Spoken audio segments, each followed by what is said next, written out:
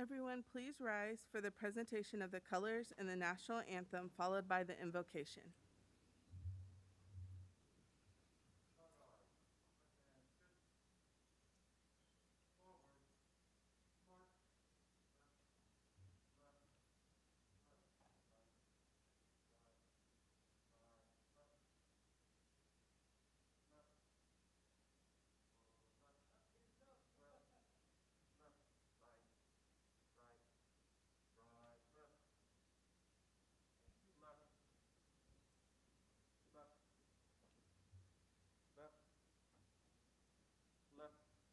Color guard.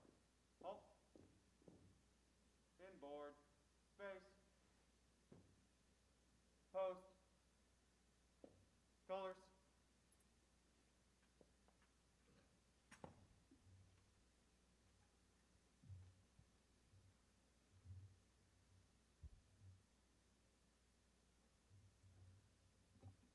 Present. Arms.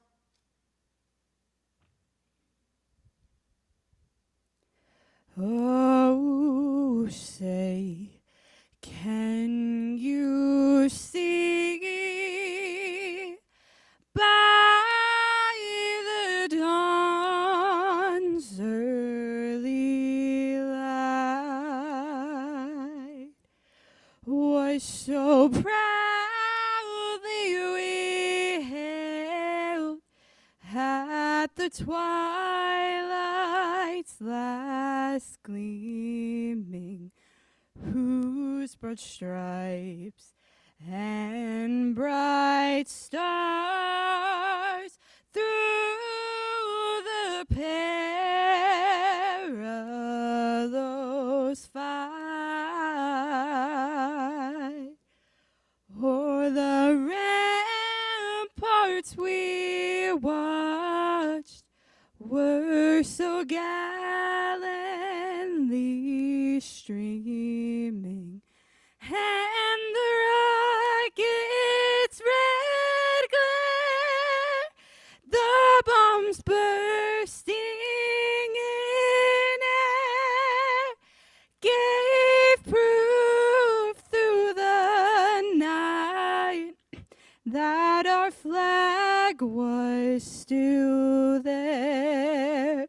Oh, say does that star-spangled banner again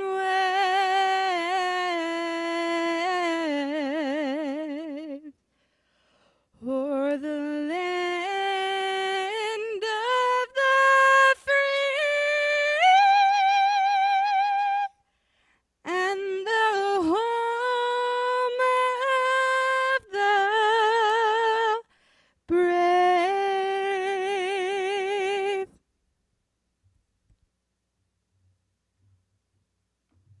Order. Arms. Half. Space.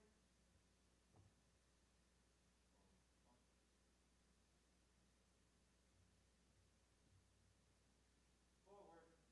March. Left. Left. Left. Right.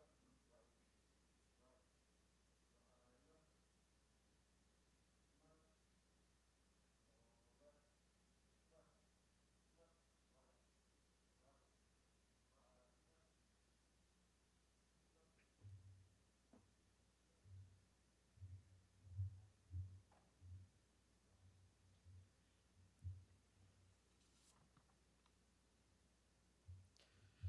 Right. As A&M former students come together in all parts of the world, we pause to acknowledge the many blessings that have come our way the past years.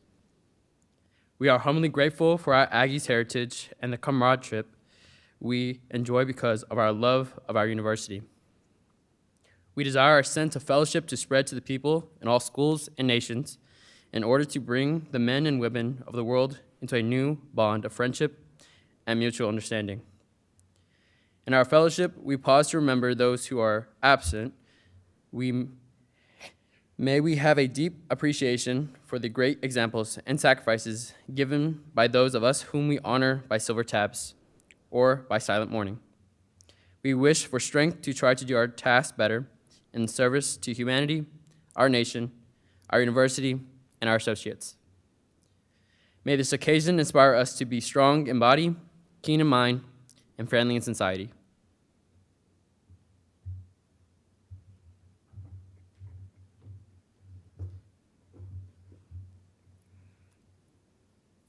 Please be seated.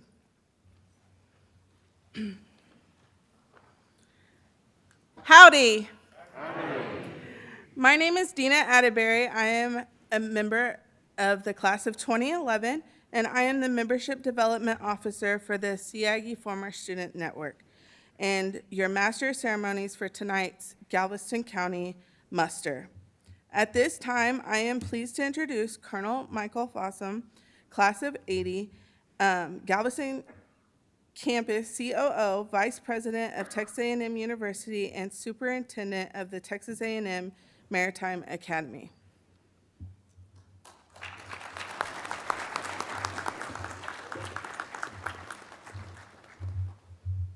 Howdy. Howdy. God, I love that. Welcome home, Aggies. Welcome home to really our most cherished and hallowed tradition. No, it's not football. It's Aggie muster. I remember so clearly, so vividly, the first Aggie muster that I attended toward the end of my freshman year. I'd been a member of the Corps, and I thought I had all this Aggie stuff figured out. I'd memorized stuff about Aggie muster, but I didn't have a clue. We filed into the G. Raleigh White Coliseum back in the day. Freshmen were way up at the rafters, and I really didn't know what was going on. Down on the floor, I saw people gathering. It's like families, friends. Some were laughing, telling stories, and some were hugging and with tears, weeping. And I was like, this is really odd. A little while later, we started the actual ceremony, and we started the roll call. As the voices answered here, the candles were lit, I realized I was witnessing something really profound. Realized someday my name would be called in that roll call, hopefully many years in the future. I also realized, and I thought, really only an Aggie as a student. We were talking about Aggies and their students, right? And I realized, no, you're an Aggie your whole life. The first time you walk onto campus, you're greeted with howdy. And at the end of life's journey, your name is answered with here. Folks, you're an Aggie from howdy to here. Tonight, we're recognizing, remembering the cherished memories of those Aggies that we love that have passed. Thank you so much for joining us tonight on this little piece of Aggie land by the sea.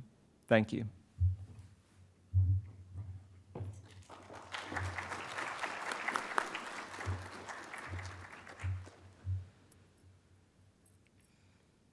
Thank you, Colonel Fossum. Today we are called together to celebrate the lives of Aggies that have passed and reflect upon our time spent at Texas A&M, a tradition that is now celebrated in hundreds of locations worldwide. Maya Sandy, class of 22, will recite Margaret Rutter's poem, Aggie Muster Day, and then Braden Johnson, class of 21, will share the history of muster and how this tradition came to be.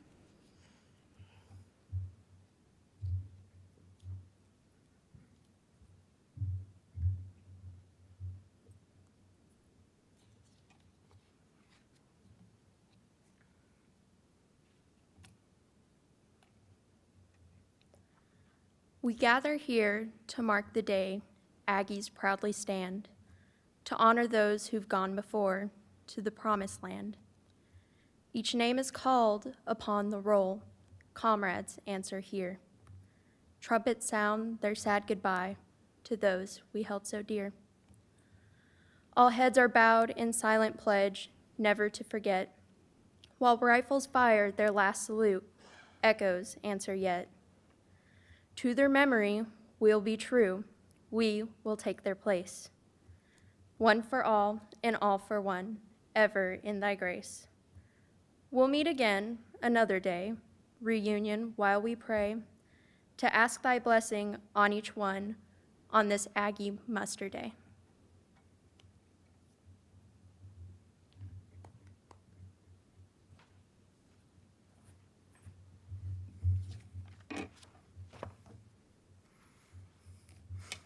Aggies gathered together on June 26, 1883, to live over again their college days, the victories and defeats won and lost upon the drill field and in the classroom. By April 21, 1903, this annual gathering evolved into a celebration of Texas independence on San Jacinto Day. These early meetings included field games and banquets for Aggies to reflect and celebrate their memories of Aggieland.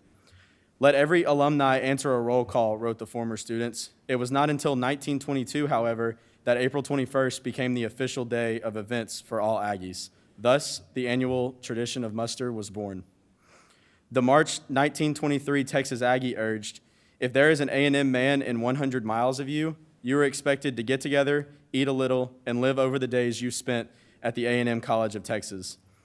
Still remembering and honoring the time spent in Aggieland, the tradition of muster has grown in strength, meaning, and spirit. By 1929, the meetings had spread worldwide, and in 1942, Aggie muster gained international recognition. 25 men, led by General George Moore, class of 1908, mustered during the Japanese siege of the Philippine island of Corregidor. Knowing that muster might be soon called for them, these Aggies embodied the commitment, dedication, and friendship that is the essence of the Aggie spirit. They risked their lives to honor their beliefs and values. That small group of Aggies on an outpost during World War II inspired what has developed into one of our greatest traditions. Muster is celebrated in more than 300 places worldwide, and the ceremony brings together more Aggies worldwide on one occasion than any other event.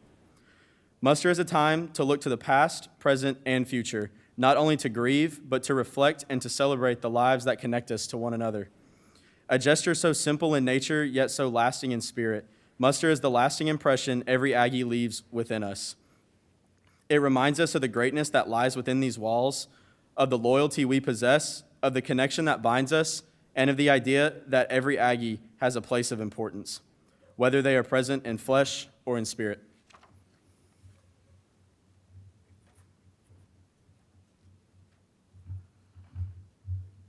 At this time, I would like to ask Dr. Donna Lang, class of '88, to join us on the stage to introduce our speaker for the evening.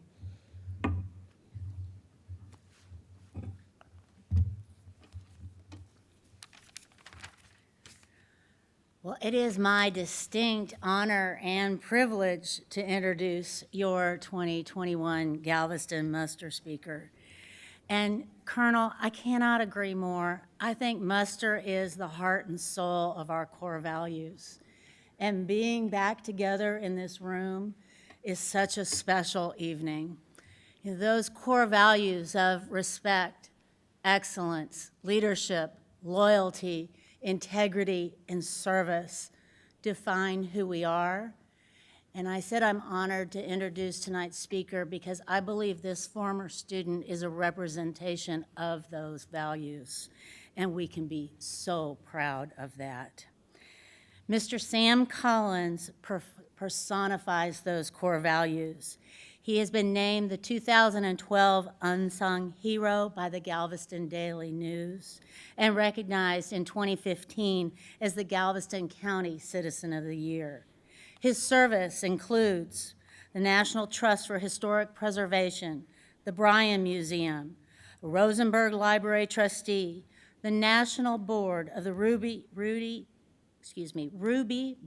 Foundation.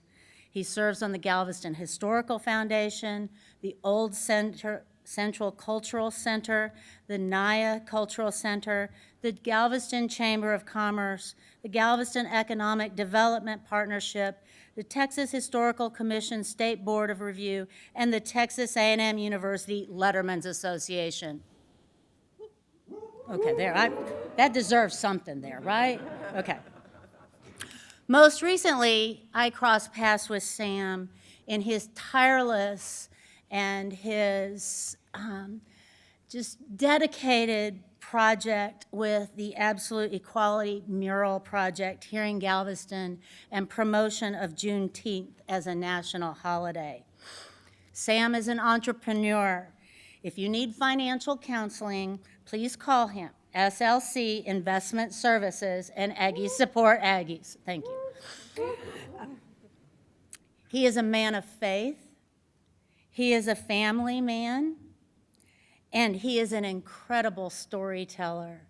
So I, for one, am delighted to sit back and listen to you tonight, Sam. Thank you for your time and effort to be here.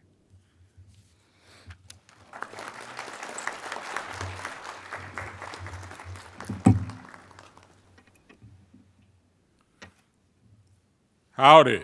Howdy. I'm not going to say that last part he just said. First of all, I'd like to thank you for this opportunity to speak to you tonight. I know this last year has been challenging for many of us in many regards, and I take it as an honor to be called upon to speak to my Aggie family and to the guests. I want to take you on a 34-year journey that began on April 20th, 1987. I was 15 years old, and I was at home watching TV, and the phone rung. It was the hospital, and they asked to speak to my grandmother. She was next door at the neighbor's. So I laid the phone down, ran next door. She came back, picked up the phone, said, "I'll be right there." She hung up, told me she was on the way to the hospital, and she'd be back. A few hours later, my grandmother's youngest sister, my Aunt Linda, came home, and she was coming down the driveway or down the sidewalk, and I could see through the front door because the air conditioner was not running. We had the door open. My grandmother would not let you run up the electric bill. And I saw her carrying a white bag with blue letters that said, "Patient's personal belongings." Now, I thought it odd that she would be bringing my mother's personal belongings home, but she brought them inside, she sat them down, she said, "I'll be back, your grandmother's on the way." So when my grandmother arrived with other family members, she sat me and my younger brother down and told us that our mother had passed. See, my mother had told us that she had cancer in January of 1986. I expected her to go to the hospital, get better, and come home, but she didn't come home. So briefly, I'd like to talk to you about what do you do when life blindsides you. On April 20th, 1987, life blindsided me. When my grandmother gave us the news, I didn't cry. I sat kind of emotionless while everybody else broke down. I went into my bedroom, laid across the bed, and the tears began falling down my face. The next morning, my grandmother said, "Sam, you don't have to go to school," because that Monday was an in-service day.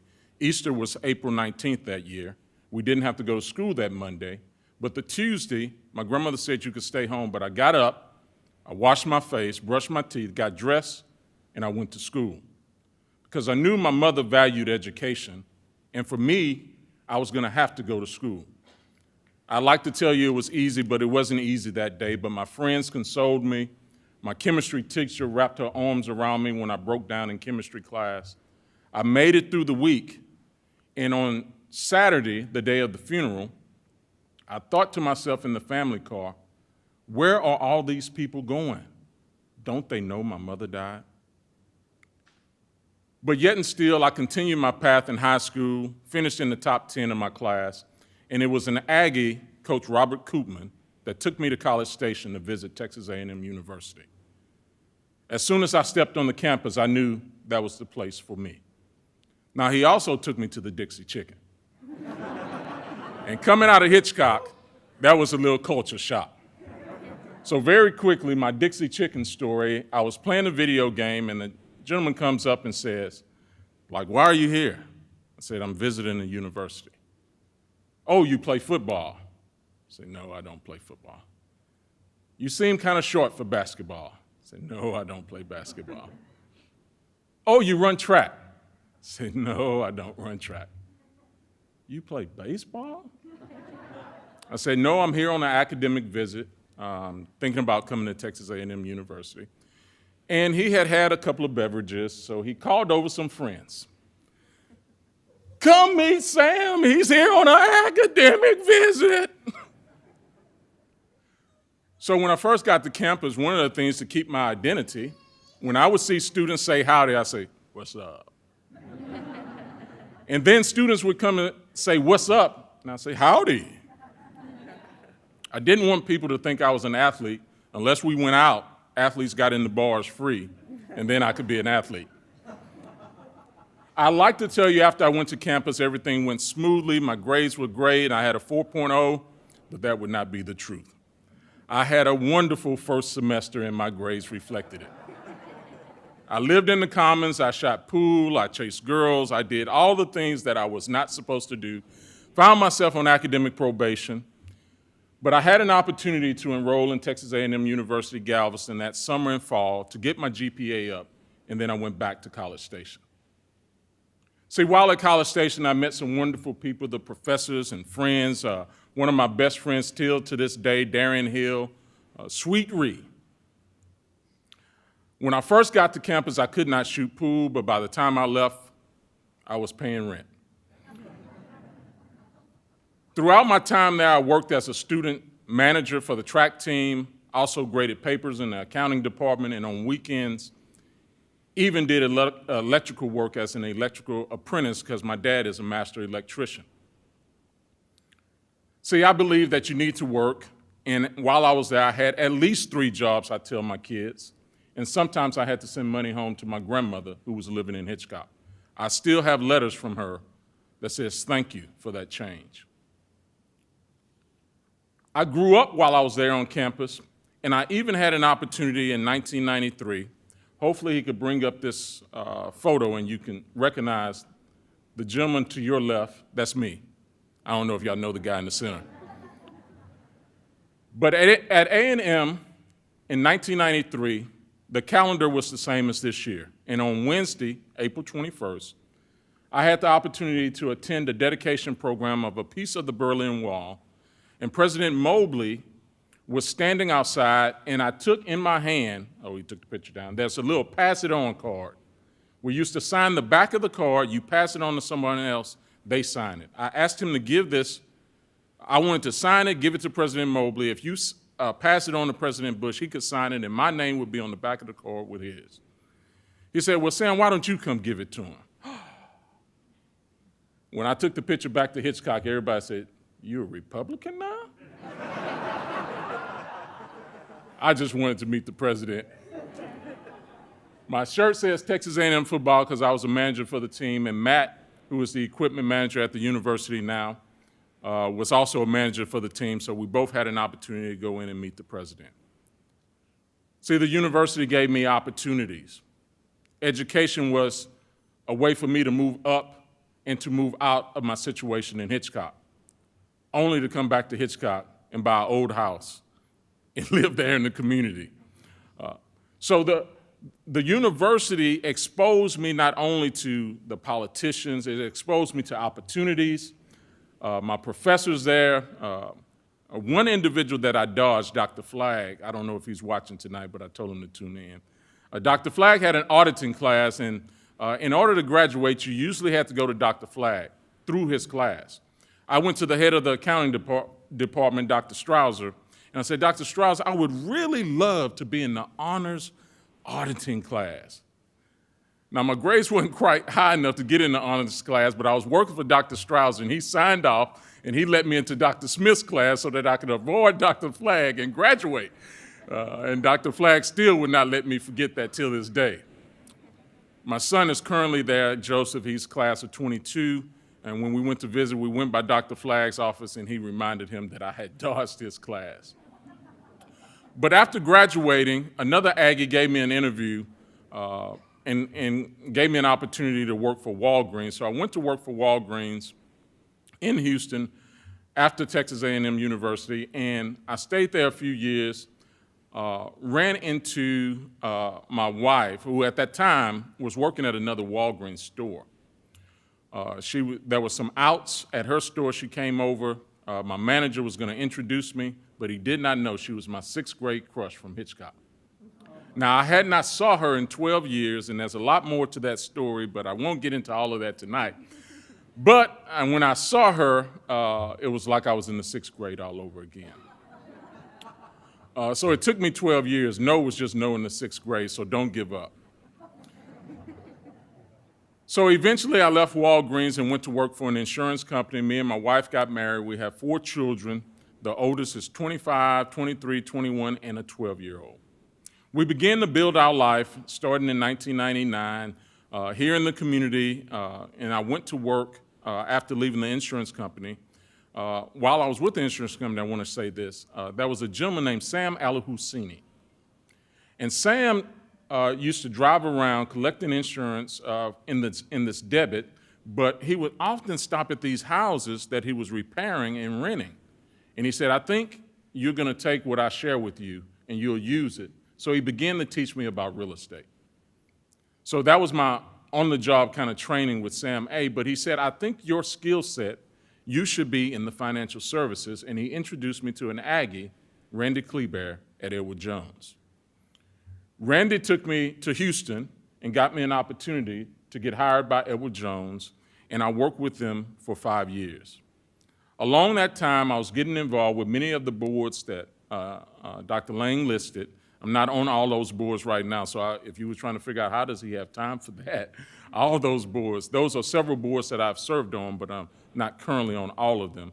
But my mother had told me giving back to the community was important. I do want to back up because there was one thing that I missed. When I graduated, there was a gentleman that came by my grandmother's house. It was an older gentleman that had some mental challenges, but he used to pick up cans in the community named Irwin Williams. And he said, you're Miss Odessa's grandson, and I have a gift for you. He had 9 quarters wrapped up very neatly, and he handed it to me. Now, I thought to myself at the time, at 18 years old, he has no idea how much tuition is at Texas A&M. But as I look back, he was making an investment in my life, and that is one of the reasons that I do so much work in the community with youth and other individuals, because somebody made an investment in me. See, those 9 quarters don't seem like a lot to many people, but those 9 quarters represent everything to me. Because he thought enough of my grandmother, he didn't even really know me, to stop by and give me the $2.25. So as me and my wife began to build our life, we would take buses of children back to Texas A&M University to visit. I take kids to historic sites. I've done overnight camps at Varner Hogg in West Columbia. We've been to many midnight Yale trips where we personally finance the buses and take kids on field trips, because I know that they need the opportunity to see that life is bigger than Galveston or Galveston County. So just recently, a kid, Quentin Young Rittenhouse, sent me a text message. He had been on one of our trips, and he said, I got into Texas A&M University, Galveston, Mr. Collins. And immediately I texted him back and told him I was going to give him a scholarship for $250 in my mother's name. And I know, just like me at 18, he was probably thinking, Mr. Collins must not know how much tuition is. But I shared with him the $225 had turned into $250, and one day it would be his responsibility to give back to someone else. See, this past year has been challenging, and I hope that my 34-year journey and my story about April 21st and getting up that morning can inspire you. So what do you do when life blindsides you? You have to get up. This past year has been challenging for us with the pandemic. On Labor Day weekend, my godchild, 29 years old, Jasmine Owens, tragically died in a car accident not far from here in Galveston. See, Jasmine had $1 billion smile, not $1 million smile. She was the life of the party, and she's missed. Her birthday is next month in May. Some of you may be feeling that loss tonight, but it is important that you get back up in your spirit and that you get back up and laugh again. Your loved ones would have wanted you to laugh again. Your loved ones would want you to live again. Just like I got up on April 21st, today is your April 21st to get back up. Get back up for yourself and get back up for the people in the future depending on you. See, none of my children got to meet my mother, but if I didn't get back up that Tuesday morning, they wouldn't be the young people they are today. None of the children on the bus that I take on field trips would ever get to meet Mr. Williams or my mother. But because of them and me getting up on April 21st, they get an opportunity to visit Texas A&M University and other sites that I take them to. It is important that we stay encouraged and we remember the memories of our loved ones and remember to laugh and have joy. Don't be knocked down forever. Yes, it hurts. Yes, it's painful. I'm not telling you how long that you should grieve, but I want to encourage you, even through that grief, get back up. Even with the tears in your eyes, get back up. Even when you're feeling down, get back up. As I told you yesterday, April 20th was the anniversary of my mother's passing. Some years are better than others. Some years I cry, some years I laugh. See, when I was little, my mother would not allow me to read my Easter speech.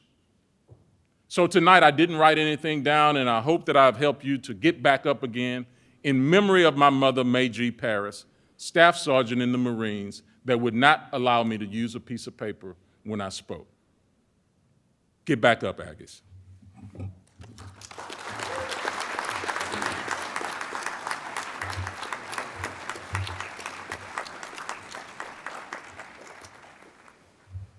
Sam, thank you for accepting our invitation to speak at A&M Galveston, the Galveston County Muster. As a token of our appreciation, we are making a donation to your Absolute Equity Project. Now please stand and join the Aggie Band in the Spirit of Aggieland, which will be followed by the reading of the last corps trip by Ryan Merriweather, class of 21.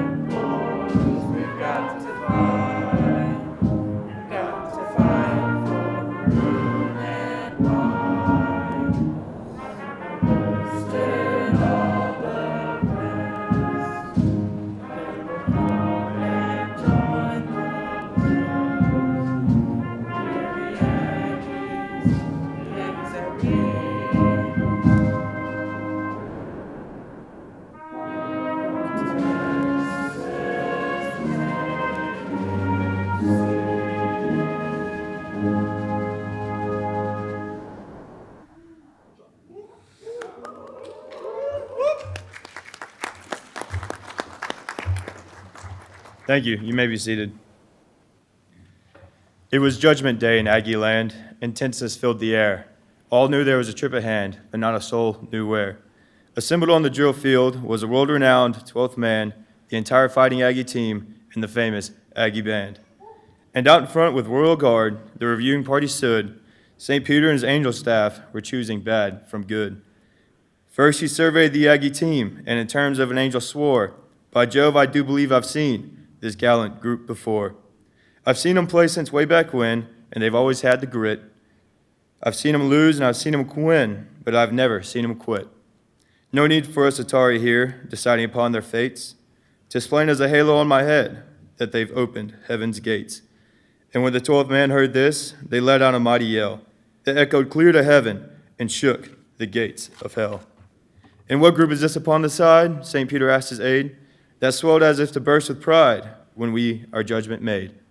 "Why, sir, that's the Cadet Corps that's known both far and wide for backing up their fighting team, whether they won, lost, or tied." "Well then," said St. Peter, "it's very plain to me that within the realms of heaven they should spend eternity. And have the Texas Aggie Band at once commence to play, for their fates too we must decide upon this crucial day." And the drum major, so hearing, slowly raised his hand and said, "Boys, let's play the Spirit of Aggie land for the last time in Aggie land." And the band poured forth the anthem in notes both bright and clear, and 10,000 Aggie voices sang the song they hold so dear.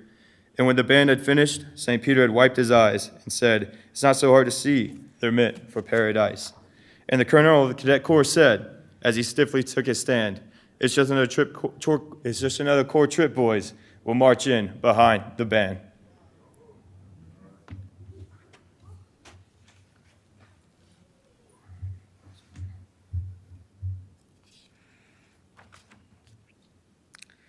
And now it is time for the most hallowed part of muster, roll call. Laura Westerledge, class of 21, will read roll call for the absent, and Greg Grant, class of 72, will call the roll for our departed comrades. Following the roll call ceremony, Jesus Castro Jr., class of 20, will read the poem Silver Taps, and Brandon Salvador, class of 21, will read in memoriam.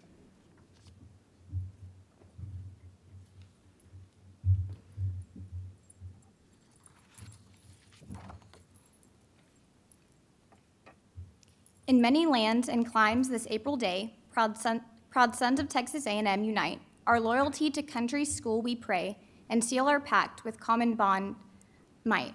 We live again those happy days of yore, on campus field, in classroom, dorm, at drill. Fond memories brings a sigh, but nothing more. Now we are men, and life's a greater thrill. On Corregidor, 79 years ago today, a band of gallant Aggies, led by Moore, held simple rites, which led to us doth all to say, the spirit shall prevail through cannon roar. Before we part and go upon our way, we pause to honor those we knew so well. The old familiar faces we miss so much today left cherished recollections that time cannot dispel. Softly call the muster, let comrade answer here. Their spirits hover round us, as if to bring us cheer. Mark them present in our hearts, we'll meet some other day. There is no death, but life etern, to our old friends such as they.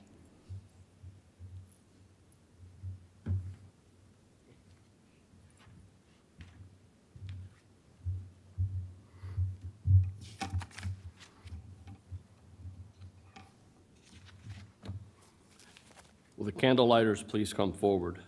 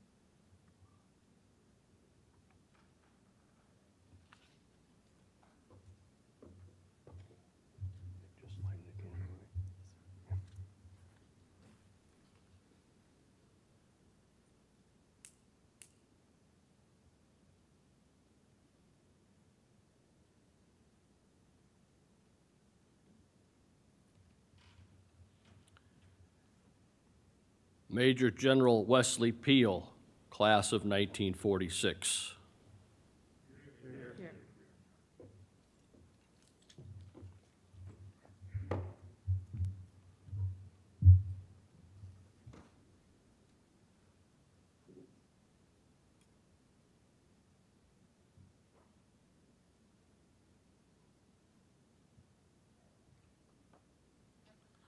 Mr. Wallace Maurer, class of 1947.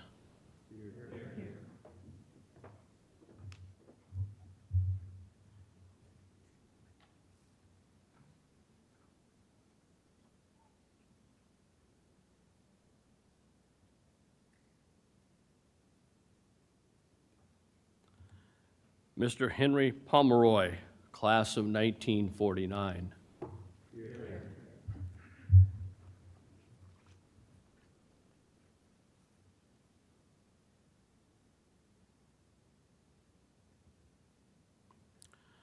Mr. Wayne McLaughlin, class of 1949.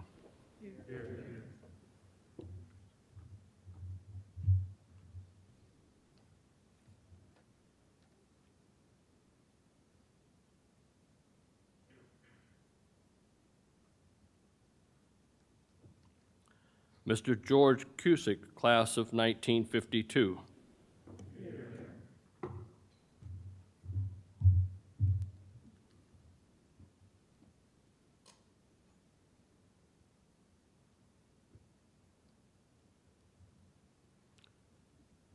Mr. James Ashlock, class of 1954.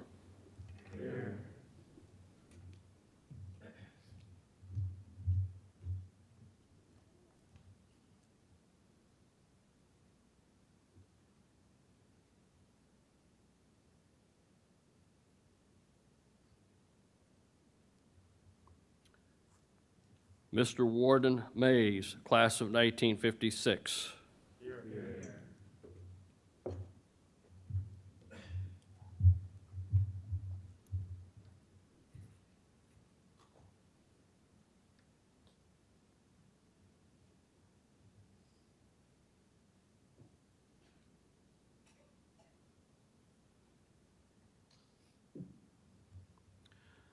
Mr. Herbert Sauer, class of 1956.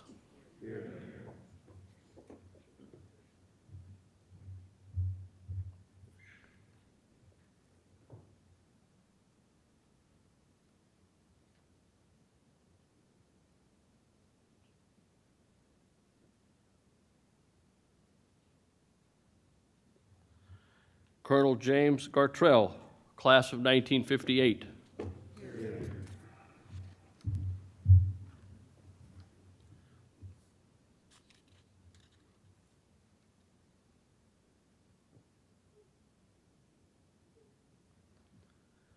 Mr. Kenneth Laird, class of 1959.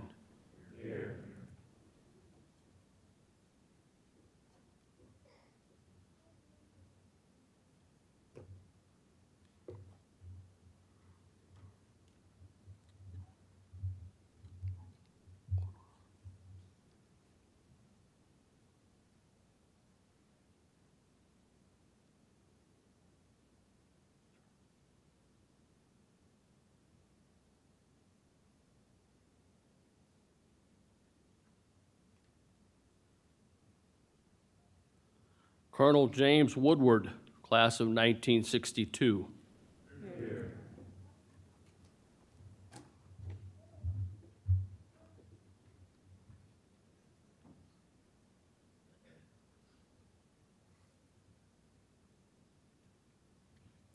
Mr. James Ferguson, class of 1962.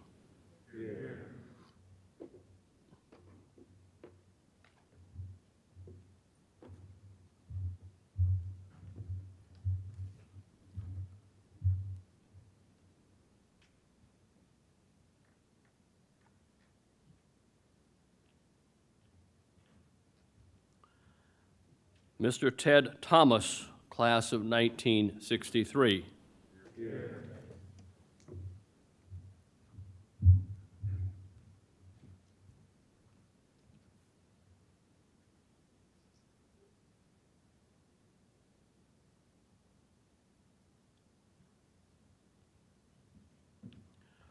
Lieutenant John Jarris, class of 1964.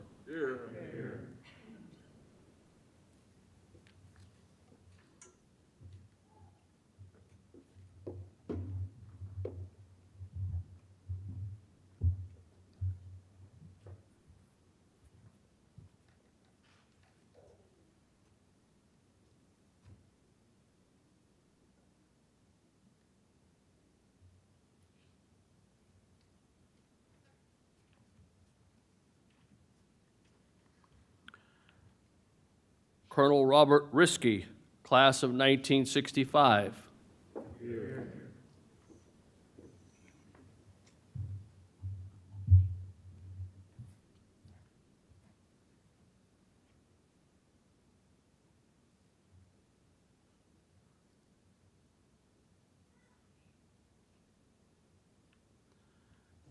Mr. Daniel Jansky, class of 1968.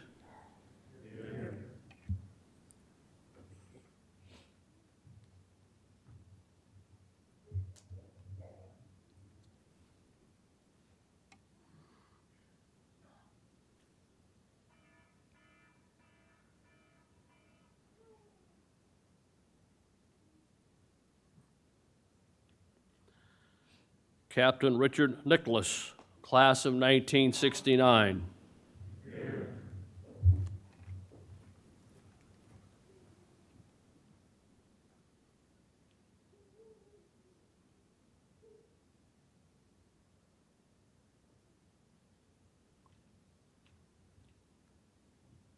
Captain Calvin Hunsaker, class of 1970.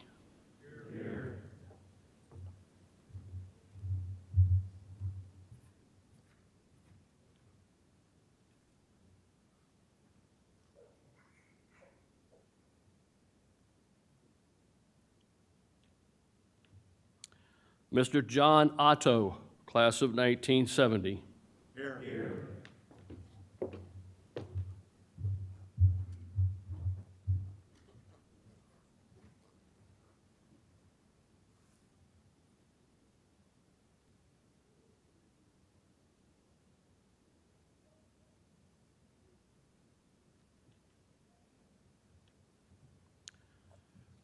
Mr. Dr. Gary Martin, class of 1971.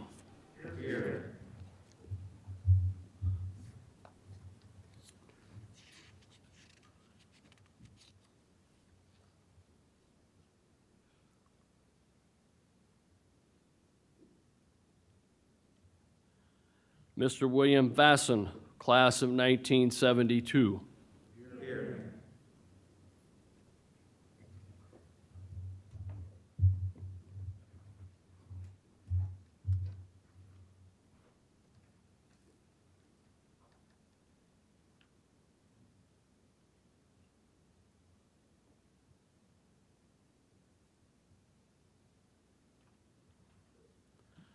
Mr. Roy Toon, class of 1972.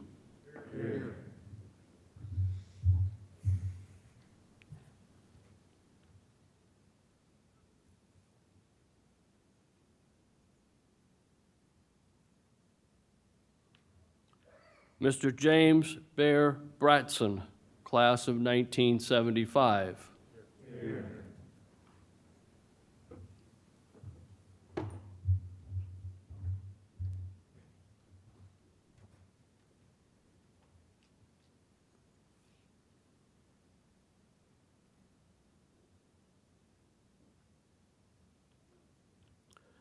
Mrs. Deborah Beasley, class of 1975.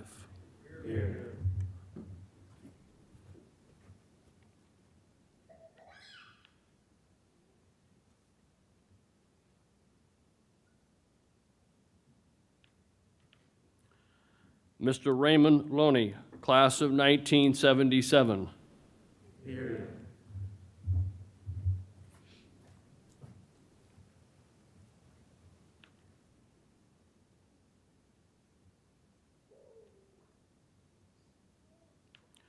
Mr. Patrick Sullivan, class of 1978.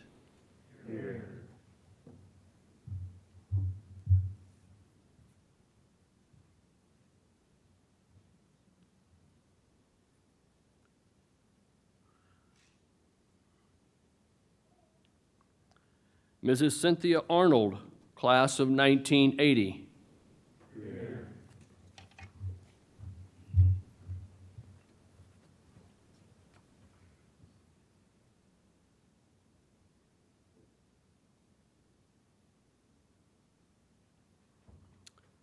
Lieutenant Colonel Nathan Hines, class of 1980.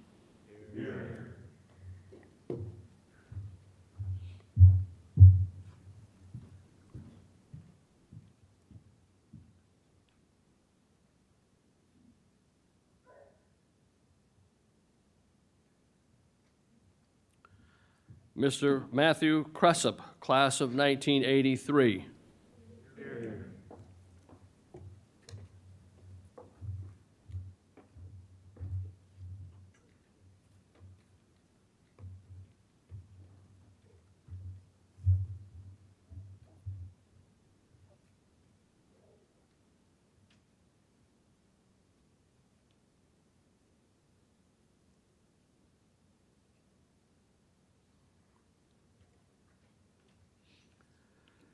Mr. Kenneth Gurry, Class of 1986.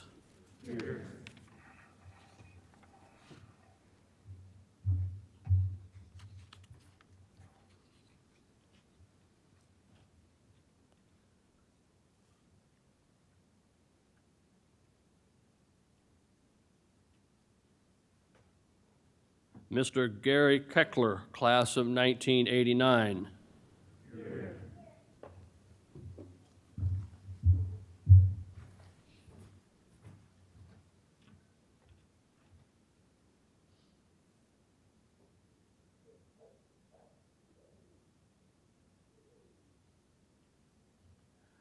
Mr. Jordan Lewis, Class of 2002.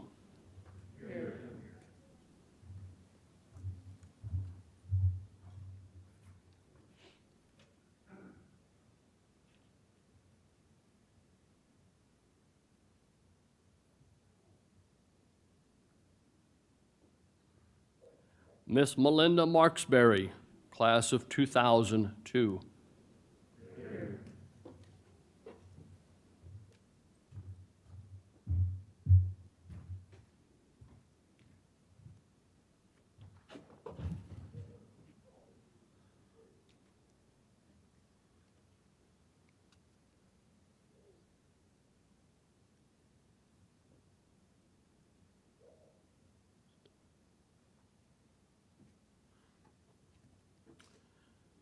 Mr. Lucas Bauer, Class of 2015.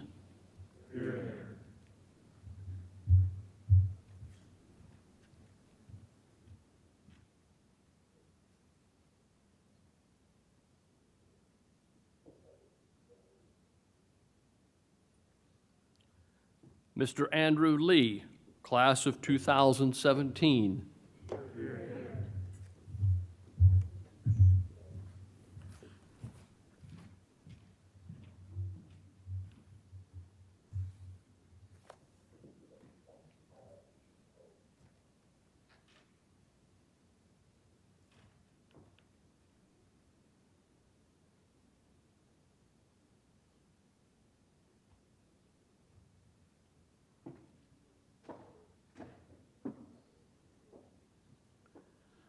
Mr. Brandon Perlowski, Class of 2020.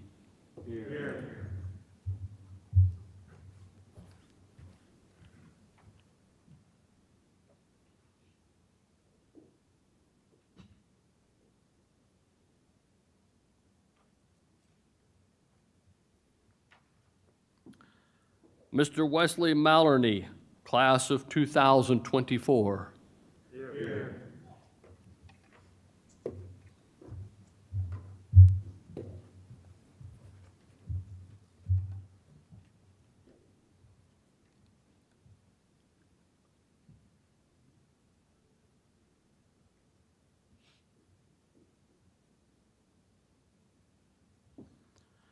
Mr. Jordan Carr, Class of 2024.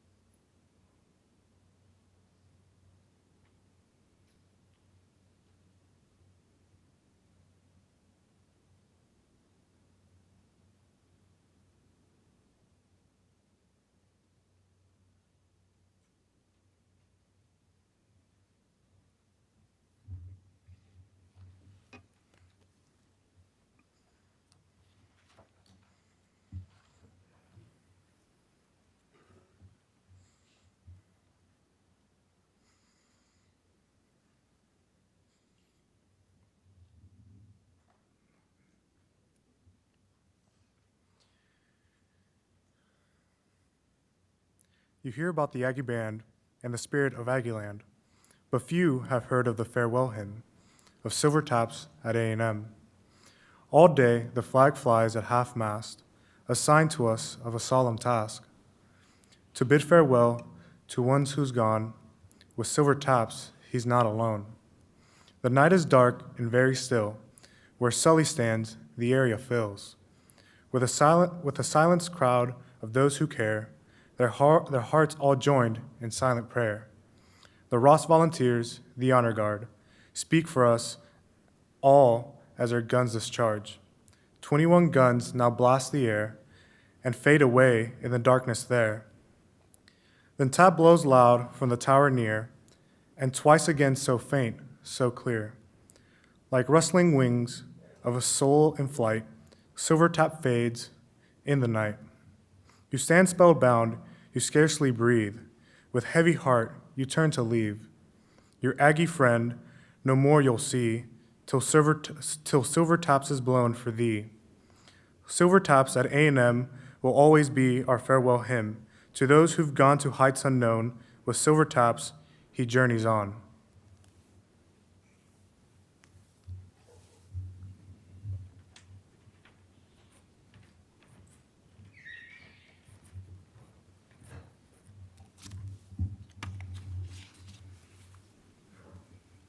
We stood a little taller and a little prouder then when we heard the call of muster and the roll call just begin. We stood there all together and wiped away the tears when our names were called out softly and answered with the here. And so we've joined together with our brothers of the past to make our final resting place at Aggieland our last. We take a toast to our brotherhood, wherever they may roam. For us the trek is over. Aggieland, we're coming home.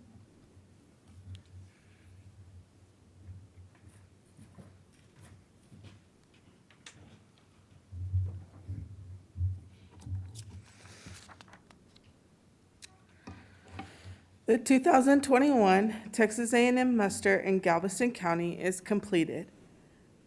I charge each of you to remain firm in your loyalty to your country and to your God, and to keep warm in your hearts your affection for each other and for A&M.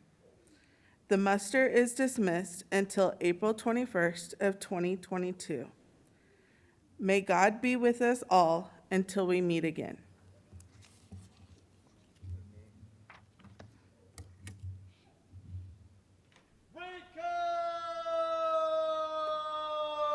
Howdy! One last day as we all join together as one big band of Aggie brothers and sisters. We're gonna have a little fight in Texas, Aggie. Let's back, Aggies.